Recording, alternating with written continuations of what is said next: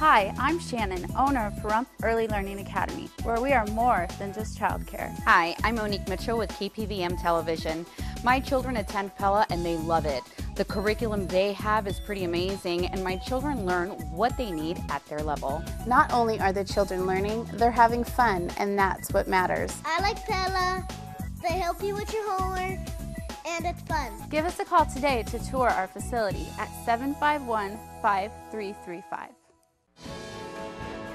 News 40, where we give our patients and their loved ones peace of mind, knowing we provide the highest quality of care 24 hours a day, 7 days a week. For more information, call 751-0349. Tonight on News 46, a car hits a telephone pole on Blagg Road. A new name is discovered for Willow Creek, and kids enjoy the magic of Christmas at the community center. News 46 starts now. You're watching KPVM News 46 with Deanna O'Donnell.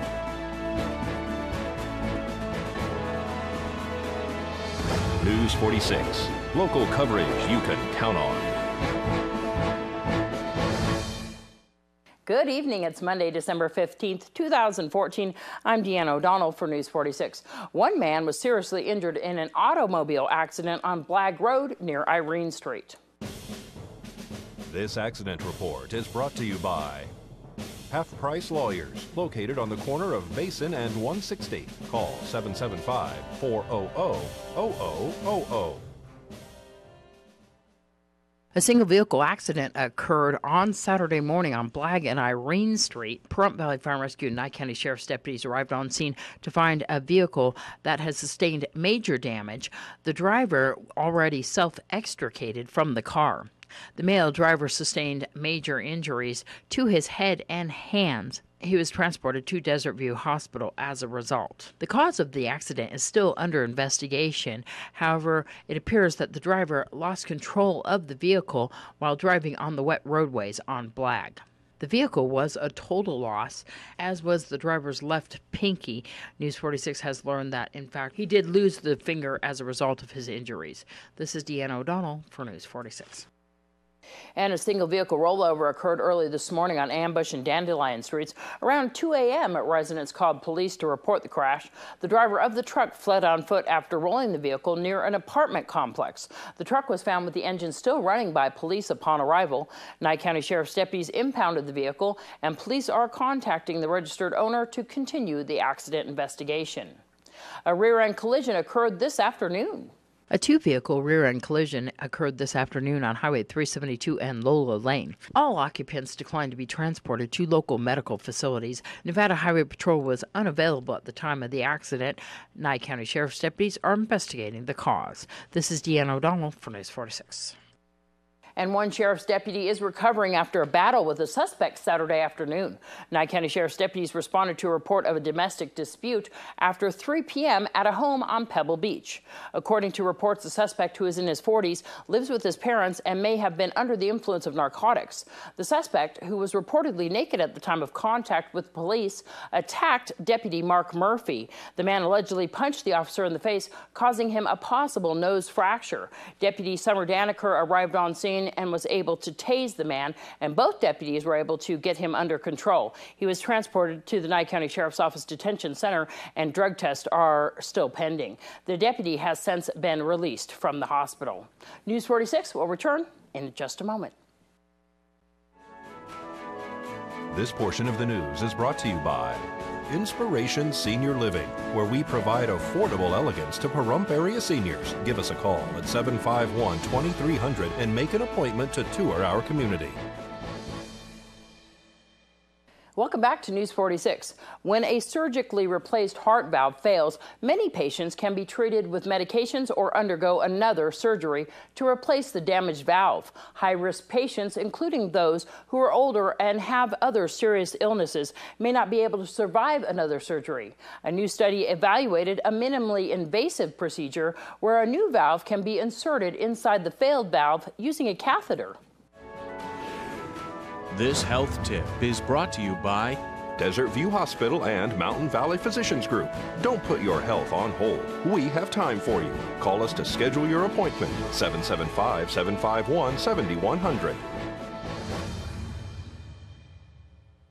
Peter Hildebrand's replacement heart valve is leaking. The valve is sitting here and the fluid is going below it. My energy level went way down, and especially my breathing. I could do very little physical activity without running out of gas. Peter is moments away from undergoing an alternative procedure to replace his failed valve. We call the procedure valve-in-valve. It's a less invasive procedure. Dr. Danny DeVere from St. Paul's Hospital in Vancouver, Canada, and co-authors reported the outcomes of 459 patients who underwent the valve-in-valve procedure at 55 centers around the world. This involves attaching the new valve to a catheter which travels up an artery. The catheter is positioned inside the failed valve, the device is inflated, and the new valve replaces the failed one. This procedure was done in patients who were not good candidates for repeat surgery, either due to their advanced age or other medical issues. In this very high-risk group of patients, the survival within 1 year was very good. It was 83%. The 30-day death rate was 7%. The rate of having stroke within 1 month was less than 2%. Right now I feel, I think, pretty good. In the patients that survived the procedure, 93% felt very well. Remember how Peter's valve was leaking before the procedure? Now it's not. We see that there is almost no leakage below that valve. This is a viable alternative for repeating surgery because of failure of these devices. 4 hours after the procedure, Peter is off oxygen and feeling much stronger. How's my handshake? Strong? Stronger than mine. Wow. Excellent. Thank you so much. Your breathing is better? Very much better. Catherine Dolph, The JAMA Report. Thanks so much, Catherine. Researchers also found that patients with smaller failed valves didn't do as well as those with larger valves. Willow Creek has a new name after Utilities Incorporated of Central Nevada held a contest to rename the former golf course. A presentation was made on Saturday at Home Depot. First, we want to announce the winner of our contest to refocus Willow Creek by establishing a new name for the park to go forward from here. Her name is Susan Mora, and she submitted a new idea, and she will be the winner of the Maytag washer, high efficiency washer, courtesy of UICN and Home Depot. Home Depot has agreed to deliver the washer free of charge, and congratulations go to her. And also, because Susan is a customer of Utilities Inc., part of the contest was to receive a $75 bill credit rebate towards her utility bill. That wasn't criteria for the selection of the name, but however, since she is a customer, we give the rebates to all the customers who purchase a high-efficiency washer as a promotion of our water conservation plan. So she will be receiving a $75 bill credit on her account as soon as I get back to the office. We want to have local art. We want lots of community events. Frisbee golf, fun things, dog parks. There have been so many ideas submitted by the community that we're hoping to turn this into something for the community, by the community. And it's all going to be exciting. There's going to be nature trails and bird watching trails. And there's so many ideas that we're about to explode. Okay. Now, with all that being said about how much we are going to discover out there, from this day forward, Willow Creek is no more. It is now Discovery Park. And Commissioner Butch Boraski spoke to News 46 last week about the former Willow Creek Golf Course. Willow Creek, one of my favorite topics. Willow Creek is in my district, and I have been trying to work with Utilities Inc. and other folks that actually live on the golf course. I would like nothing more than to see that project turn into flower out into a beautiful greenery again. I will personally do everything I can to help with that. I have offered Utilities Inc. not once but twice to sit down with them and work out details that seems to be thrown back at lawyers all the time, and everything's always bouncing back and forth with lawyers. We have a serious issue over there right now with a retention pond, and if you remember correctly, a former owner went to jail for not correcting that situation. I would love to sit down, Wendy, if you're listening, Rebecca, or Utilities Inc., anybody, sit down with you and try to mitigate these differences and get this done. Again, it's I've offered, and I've just offered again. They seem to be having the view that they're going quickly forward. Well, I really wish it would go quickly forward. There's some great ideas that Richard Cantino and quite a few other folks that live on a golf course that would like to see more birds and natural habitat type deal over there. That's very doable. They need to get some sprinklers running again, obviously, to keep the trees alive or to plant new trees. And again, there are a few requirements by Nye County, unfortunately, but we can't overlook for one and not for the rest. So everybody has to play by the same rules. So what seems to be holding it up? Well, my understanding, the county is asking for a conditional use permit on the ribs and other parts of that new construction. They seem to disagree with us, and their lawyer has written a brief on that says they disagree. So here we are, lawyer to lawyer, battling out when a couple people could sit down in a room and try to hash this thing out and get it going. So hopefully that'll be happening soon. Keep us updated. Well, whenever they're ready to sit down, I am too. So I don't speak for the whole board, but I'm sure I can convince the rest of my board to go along with something that would be some kind of compromise. We also caught up with Wendy Burnett from Utilities Incorporated about tomorrow's Nye County Commissioner's agenda, which addresses UICN not being in compliance in regards to remediating the ponds at the former golf course. Ms. Barnett assures the public that they are in compliance and that Nye County Commissioner Butch Boraski and herself are working through the permits needed to get the new park on track. Can't wait for Discovery Park. News 46 will return in just a moment. Today's news is brought to you in part by Dr. George Leeks, Pahrumps optometrist since 1990, offering full-spectrum eye care for children and adults. Call today, 727-8300. Australian authorities stormed a cafe where a self-styled Muslim cleric had been holding hostages early Tuesday, killing the gunman and ending a crisis that had paralyzed central Sydney for hours. They moved in more than 16 hours after the siege began, only after hearing gunfire inside the Lindt Chocolate Cafe in New South Wales. 2 of the 17 hostages initially held by the gunman died. 4 others were injured. A police officer suffered a wound to the face from gunshot pellets. He was expected to recover. No to Abuse held the Magic of Christmas event Friday night at the Bob Roode Community Center. It's our Magic of Christmas, our 3rd annual event about an outreach training organization that's put this on for Pahrumps community tonight. So you're all dressed up? I am dressed up. Our theme, as you can see, is Candyland. So this is we change our theme every year, so Candyland. So staff likes to dress up for the event. This place is packed. It is. We've had a great turnout, even though the weather was bad earlier. The clouds parted and the sun came out just in time. The kids are back there singing. Santa's here, and I got to say, an amazing Santa Claus. I'm so impressed. He is. Santa always is a treat to have him here with us, and the children singing. It's been a great attended and a successful event. A lot of different booths.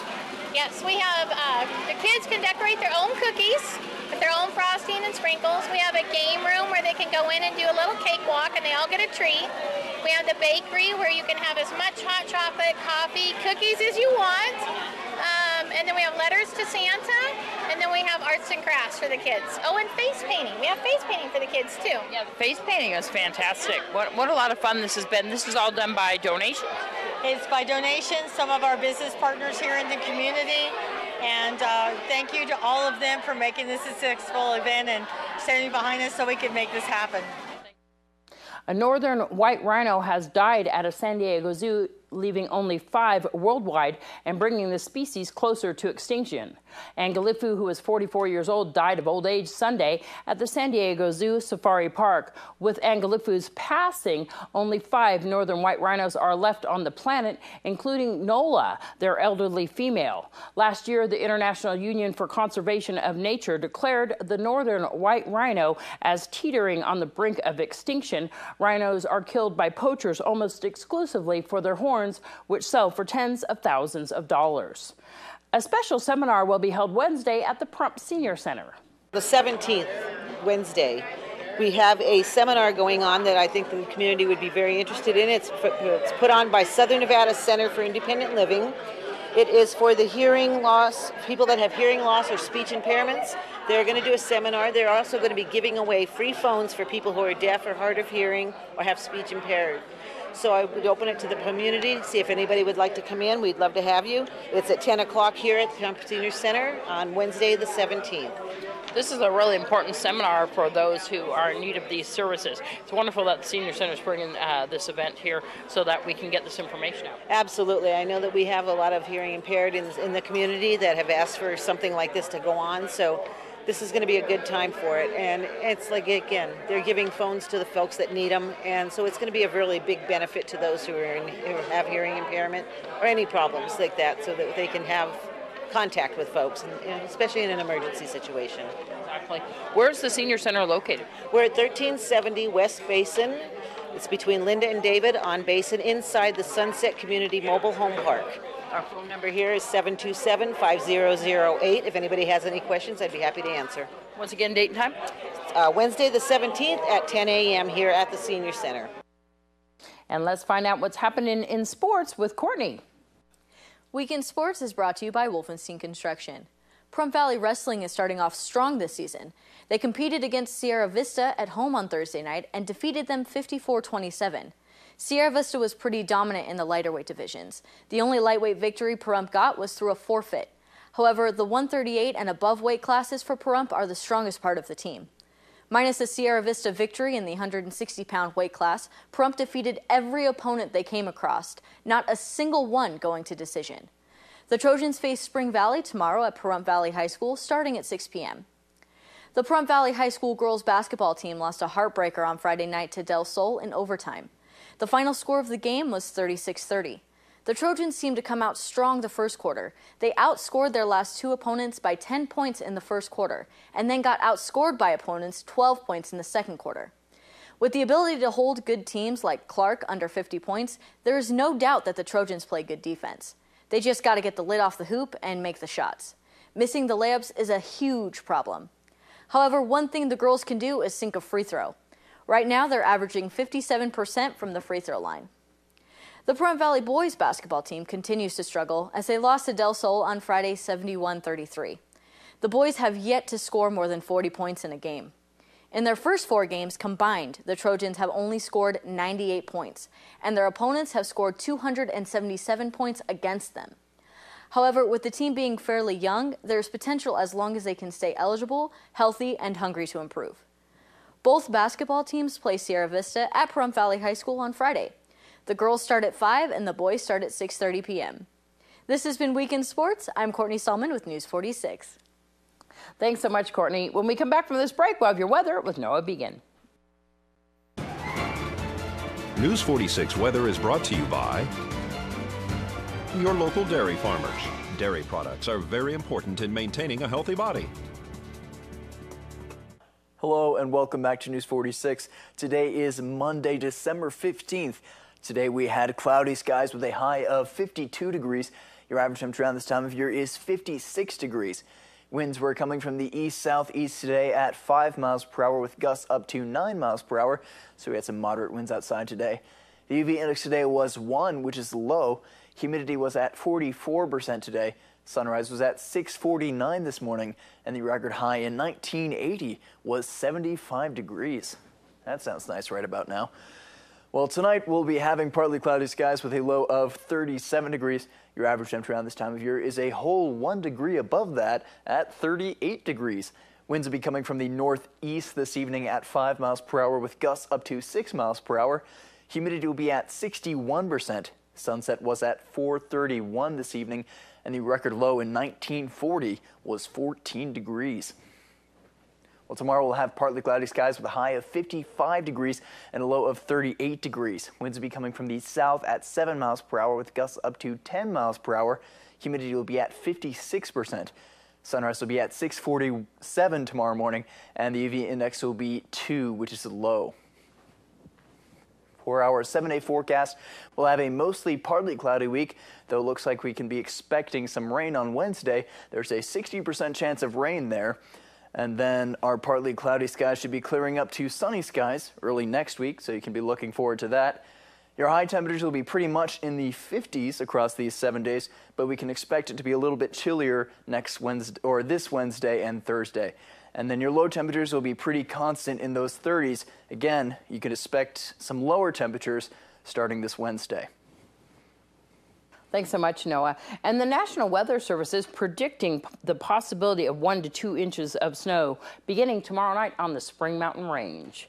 And we'll keep you posted on that tomorrow night on our broadcast here. We want to say hi to everybody out there on 95.9 KACE Country Radio. If you're listening out there, you can hook up KPVM-TV for free and get our 4 free digital channels. You can even watch our news broadcast and all the great programming. You just need to give us a call here at the station, 727-9400. That's 727-9400.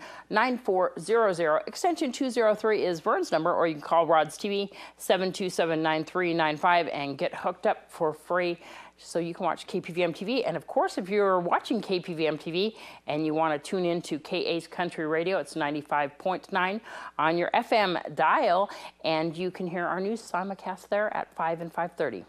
Well, that's going to do it for this edition of News 46. I'm Deanna O'Donnell. From everyone up here at KPVM TV News 46, have a great night.